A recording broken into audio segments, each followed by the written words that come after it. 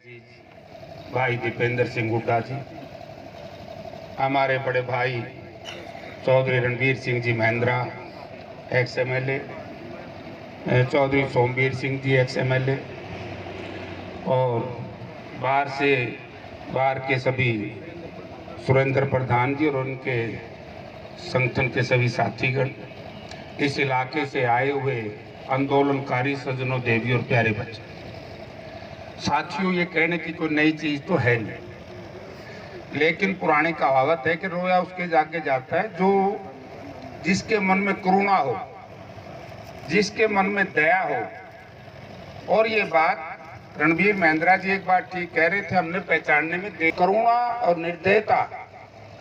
और जिस तरीके से माननीय देश के प्रधानमंत्री जब गुजरात के अंदर मुख्यमंत्री थे और उस गोंदरा कांड के बाद जिस पार्टी ने लोगों के लाश के ऊपर राज बनाने का काम किया हो और उस पार्टी ने इस देश के किसान और मजदूर को बहका करके इस देश में 300 से ऊपर लोकसभा की सीटें हासिल कर ली हो, तो वहाँ करुणा कहाँ है? तो आज किसके सामने हम रो रहे? मुझे याद है 26 जनवरी का दिन, मेरे इलाके के कई नौजवान साथी निर्दोष हैं, आज भी तिहाड़ जेल में बंद। जब मैंने DCP से पूछा कि भाई का कसूर क्या है, ये तो नागलोई के इलाके से गिरफ्तार हुए, नागलोई का इलाका उस ट्रैक में था जहां से जुलूस निकलना था।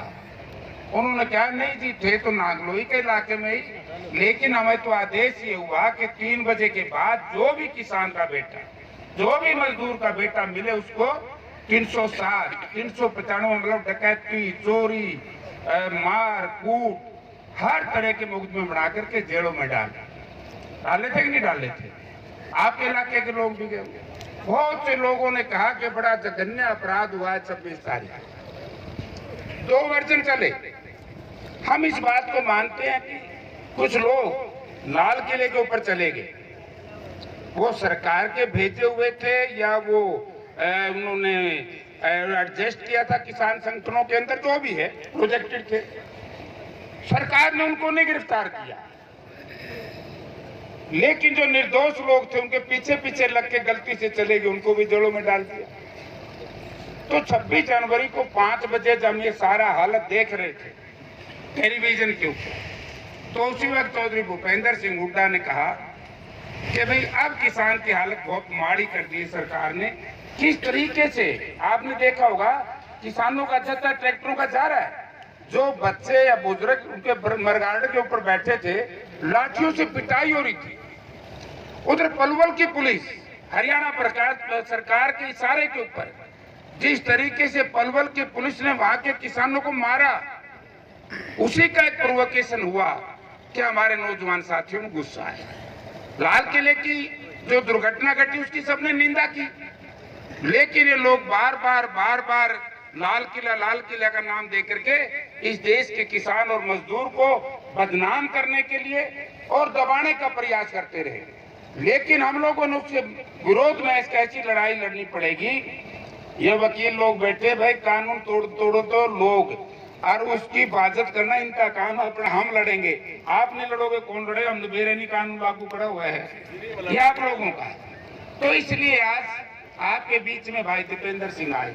तो एक साथी कह रहे थे, बोला इसके दादा 1907 में शहीद आजम अपने भगत सिंह जी के चाचा सरदार अजीत सिंह के साथ कंधे से कंधा मिलाकर के पगड़ी संभाल सकता आंदोलन का नेतृत्व भी किया और लड़ाई भी लड़ी, लेकिन केवल 1907 में ही मामला खत्म नहीं हुआ। अगर सारी बात इसको हम देखें, और एक दीनबंधु सर छोटू राम ने कही थी कि है भोले किसान मेरी 2 बात मान ले, बोल ना ले सिर्फ दुश्मन पहचान ले।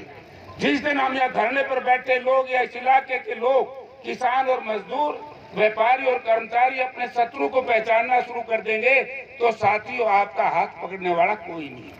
आपका शत्रु वो नहीं है जो लठ मार के आपका सिर फोड़ दे, आपका शत्रु वो है जो आपकी थाली की रोजी रोटी छीन ले। आज रोजी रोटी छीनने का काम भारतीय जनता पार्टी और हरियाणा प्रदेश की एक छोटी सी गलती मुझसे भी हुई है कि मैंने एक आवारा किस्म के बच्चे को लोकसभा में भिजवा दिया था, कांग्रेस ने मुझे सजा भी दी थी। लेकिन ऐसे लोगों के जिसको कहते हैं जज्बा, हमारे इलाके में जच्चा बच्चा कहते हैं, माता नाराज ना हो, यहाँ उसको जजपा कहते हैं। तो जजपा के लोगों ने जिस तरीके से गठबंधन की सरकार बनाई, उसी दिन हमारा काम उल्टा शुरू हो गया था। जो लोग बीजेपी को गालियां दे करके, तरह तरह की बातें करके और सत्ता में आए, उन्होंने बीजेपी का समर्थन कर दिया। तो दोषी सबसे ज्यादा कौन हुई? जेजेपी के भाई। मैं जिन साथियों ने जेजेपी के पक्ष में मतदान किया है, मैं उनको लाना नहीं देता, लेकिन उनसे नम्रता पूर्वक एक निवेदन करना चाहूंगा कि कम से कम ऐसे आवारा किस्म के लोगों से आके तो नहीं गलती करोगे। देख लियो जे रड़क रह रही हो, मारी तो नहीं लिकड़े तारा में रह रही हो, देख लियो क्या लिकड़ेगी थारी। तो 1907 में नहीं, 1907 में इनके परदादा ने लड़ा। देश की जंग आजादी की लड़ाई के बाद एमएसपी का मामला लोकसभा में आया, स्वर्गीय चौधरी रणबीर सिंह जी ने लड़ा। और जो एमएलए था, हुड्डा साहब भी एमएलए थे कांग्रेस पार्टी के दर से। कंडैला में ओम प्रकाश चौटाला की जाबर पुलिस ने हमारे इलाके के 9 किसानों को पुलिस की गोलियों से भूनने का काम किया था। और उस वक्त भूपेंद्र सिंह हुड्डा के नेतृत्व में हमने कंडैला में एक मोर्चा लगाया था और हमने भारतीय किसान यूनियन के लोगों का साथ दिया था। जब स्वर्गीय घासीराम जी ने मुझे कहा कि जयप्रकाश जी, अब हम लड़ाई अकेले लड़ने में असमर्थ हैं, तो आप लोग हमारा साथ दीजिए। आप सबको याद होगा कि चौधरी भूपेंद्र सिंह हुड्डा के नेतृत्व में हम चीन से पैदल चले थे और दिल्ली में गए थे। दिल्ली में लाखों की हाजिरी दिल्ली के लाल किला में रामलीला मैदान में हुई थी। और उसके बाद ओम प्रकाश चौटाला ने दोबारा दिल्ली का चंडीगढ़ की कुर्सी का मुंह शायद नहीं देखा होगा। जिसने भी अत्याचार किए हैं, जिसने भी जाति किसान और मजदूर के ऊपर किया है, दोबारा मुख्यमंत्री नहीं बने। तो आज चौथी पीढ़ी आ जाती है दीपेंद्र सिंह की। मुझे तो याद है 26 जनवरी को जब किसानों की हालत खराब कर दी सरकार ने, गाजीपुर बॉर्डर के ऊपर, चाहे वो राकेश टिकैत जी थे, दूसरे साथी थे, सबसे पहले अगर कोई मिलने के लिए गया है तो एज ए सांसद दीपेंद्र सिंह हुड्डा मुझे कहा, जयप्रकाश जी हमारे साथ चलो। हम इनके साथ गए। और एक पंजाब के राज्यसभा के सांसद थे बाजवा साहब बल्कि कहने लगे, बोला दीपेंद्र यार मैं चलूं, कोई इतराज तो नहीं होगा? तो इन्होंने कहा कि नहीं आप चलिए, और हम किसान का साथ देने जा रहे हैं, हम राजनीति करने नहीं जा रहे। आज कोई कांग्रेस का व्यक्ति राज की बात नहीं करता, आज कोई कांग्रेस का व्यक्ति पॉलिटिक्स की बात नहीं करता। आज चौधरी भूपेंद्र सिंह हुड्डा के नेतृत्व में जिस तरीके से पूरे हरियाणा प्रदेश में जिस साथियों ने कहा 2-2 लाख देवे, एक आधी जगह आपके इलाके में भी कहा होगा कि वे 2 लाख में क्या बना है। आपके इलाके में उस वक्त ये दुर्घटना नहीं होती। ये 2 लाख रुपए क्यों देने शुरू किए?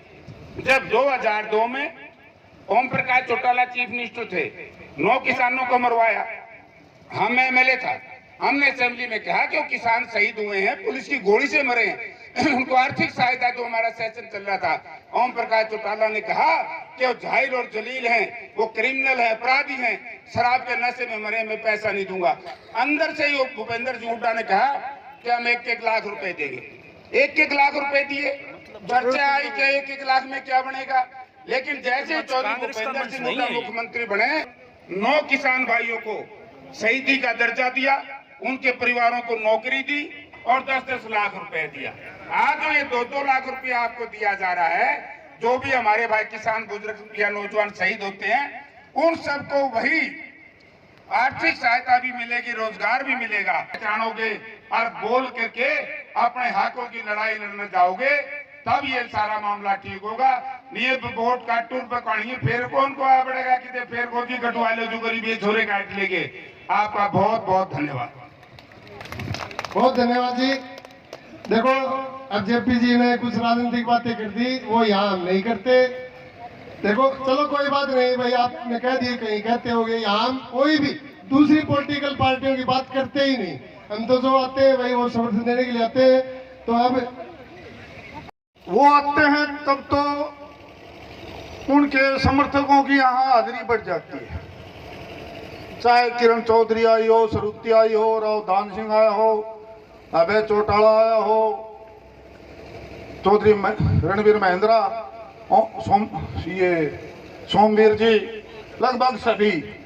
लेकिन वो जो ही जाते हैं उसके से 20 दिन निकल जाओ, दोबारी चक्कर लगता है तो वो लोग फिर आ जाते हैं। कृपया करके यही आंदोलन सबका है, आप जब आंदोलन में इतना जोर लगा रहे हो तो कम से कम इस पे यहाँ भी तो हाजिरी उनकी होनी चाहिए, यहाँ के जो लोकल हैं, दूर के नहीं, लोकल जो है।